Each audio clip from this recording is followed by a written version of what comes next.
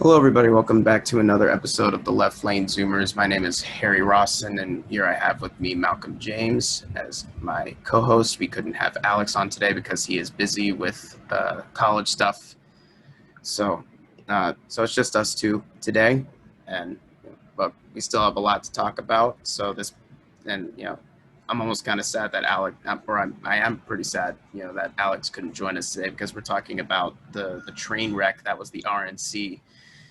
Unlike the DNC, we actually decided to have like a watch party over Zoom in which we were like live streaming it from YouTube, and we all were like giving our reactions to it in real time and everything.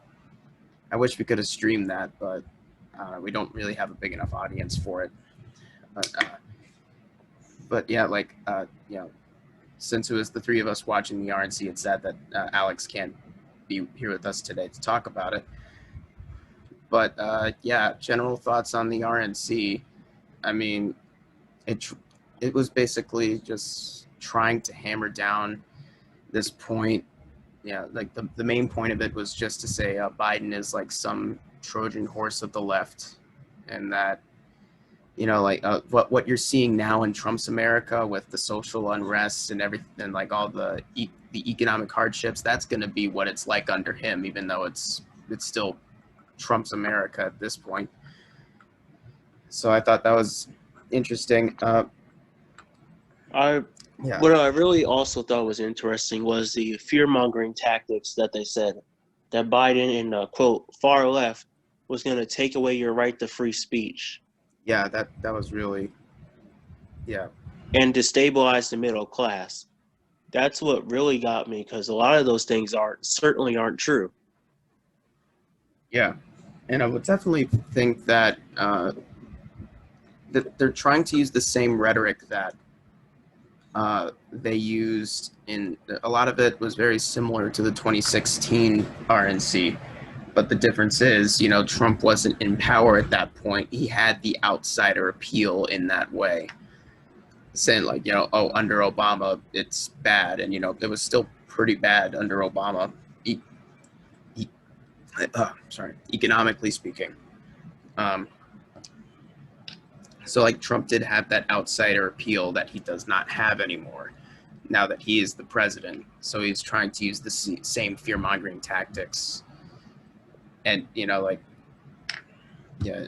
so it's just it's not going to really work for him at this point. Like he really has to come up with a different strategy because Yeah, definitely.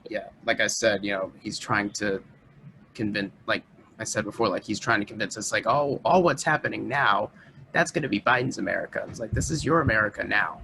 So like if anything, I think Biden Yeah, will not make it worse at the very least. no, I think he'll make it better because a lot of things, especially Trump likes to tout and the far right likes to tout, is quote rioting when many protests are peaceful and most of the city is not in chaos. Yeah, Then they but like to sorry. then they also like to tout that economic uncertainty will come under Biden, and tout that Trump is responsible for the gains in the stock market and economy when it's not true. Thing is, when Obama left in 2016, his policies were still in effect. Many of the policies had in his administration are responsible for a lot of the gains that Trump has now because time has passed and allowed those in policies to be put into action. Yeah, and and then again, like I keep saying this, those metrics, stock market, unemployment, GDP, like even though those are big metrics and like they're very broad metrics for like how like the state of the American economy, but those aren't really metrics for like how ordinary people are doing. So it's like I yeah, using those metrics doesn't make it doesn't make sense, especially like considering that the stock market is doing it, like it is making more gains like since that big plummet back in the spring, but everyday Americans are still doing worse. Well, I do think unemployment can be a good indicator, but I do think wages are as well. Yeah, like that, and that's the thing. Like, I'd say unemployment isn't a huge indicator. I mean, like, having a job is one thing, having a well-paying job is another. So, like, again, like, there's this thing called like the U6 unemployment. Have you heard of that? Yeah, Yeah, that's basically a measure, like, not just people who don't have a job, but also like are like underemployed, people who only, like people who work part time, or it's like, unemployment. Like like the official unemployment rate is mostly just based off like who just has a job, like yeah, regardless if it's definitely, and that's part time what's or full push. time. Yeah, definitely, and I do think that is accurate to say. But a lot of the unemployment figures that most of the media tout are necessarily, you're right, if you have a job. But I do think if you look further in the U6 unemployment, you will see that there has been an increase in employment. But the thing is, especially with the economic crisis now, really shows that under Trump that a lot of those gains have been wiped out due Yeah, to largely his policies of failing to contain the coronavirus. and not just that, but also failure to actually like prioritize working people when he was, and like, this is an indictment of the Democrats' job handling it too. They're prioritizing like bailing out corporations rather than everyday people, and Yeah, that's the real problem, I think. what got me is while they did everything they could to help save big industries like airlines, they really couldn't come through to help people like who were experiencing a housing crisis where they lost their job, not because they don't want to work and are lazy. It's because there simply aren't enough jobs in the market available, and Trump's administration expected them to pay their rents on time. Yeah. So, all right.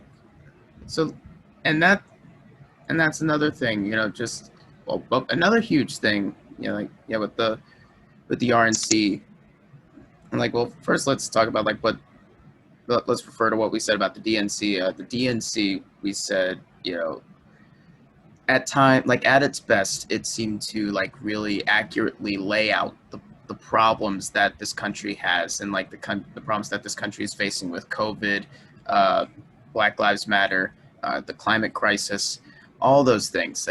But that's kind of where they stopped. And like I mean, like with the exception of like a few minutes of like Joe Biden explaining what his COVID strategy was, they didn't really get into the policy of like, how we're going to deal with these things. Whereas, the RNC just seemed to be completely oblivious to what the problems were. Because like, it was like when they were talking about Trump handling COVID, they said he handled it like in a very time-like fashion.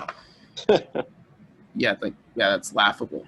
Like, Yeah, we it knew is about definitely. this as late as, as early as December. Think And November. Yeah. well, November I think is when it first originated, but like Yeah. it started becoming like internationally uh, known about, like, late December, early January. Yeah. But even then, it was kind of like buried under like, like the whole news about like Qasem Soleimani, being killed. Yeah. Yeah, And then a lot of news is like, oh, coronavirus is just going to be a tiny cold. But yeah, then and yeah, as and that's February what I came thought. along, yeah, same. Like, and then as February came along, the media just changed it to it's like, oh crap, this is real. Be prepared. But still, the Trump administration still just knocked it off, and Fox News called it a hoax. Yeah, and also like, so not only are they saying, like that Trump handled it in a timely fashion, they're saying we're already coming back. And again, like the stock market is making gains again, but they're like, the thing is, they're saying, oh, we're already building back better under COVID, like, like post COVID, like while we're still under Trump, and like tell that to like the nearly 60% of renters in West Virginia that weren't able to pay their rent within the last couple of months. and who and all those other people that like all the people across the country are going to be evicted, right? Yeah, I do think it's an important distinction that the stock market and the economy are not the same. And the Yeah, market's supposed to react to the economy. And stock market, yeah, the stock the market is biggest thing, basically just rich people gambling on commodities. That's pretty much all it is. yeah, but the biggest thing is more so the stock market is supposed to react off economic indicators. And a lot of our economic indicators really show that we have not came out the unemployment crisis, Yep. the rent crisis.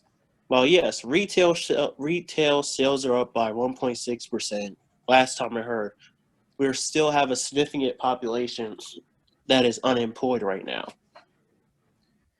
Yeah, like it's like you're saying, like overall, it just seemed like the RNC and like the people who Yeah. were speaking in favor of Trump throughout the week were just seemingly oblivious to what the real problems were. Like they just showed just sheer ignorance, and on top of that, they were like really hammering down on like pointless culture war bullshit. That Like, oh, the radical left, socialists, but yeah, all these buzzwords. they're talking about they're talking about the abortion issue, and even though that is an important issue, that's not necessarily like a huge pressing thing in the now No, it's compared to not. other stuff. It's always been an issue. It's been an issue since maybe early 1900s. There's Yeah, always going to be a debate about that. The thing is, they use that, but then they're so hypocritical when it actually comes to pro-life policies. yeah, we're going to get into that when we talk about policies that were mentioned at the RNC, but they're also talking about like cancel culture, and like they had like the Covington high schooler Nick Sandman give a speech. They were talking about they brought out the St. Louis people who were like threatening people outside their house with firearms, like all these like culture war, like conservative culture war icons that talking about issues that compared to some of the stuff that is really happening now, like just aren't really significant in any shape or form.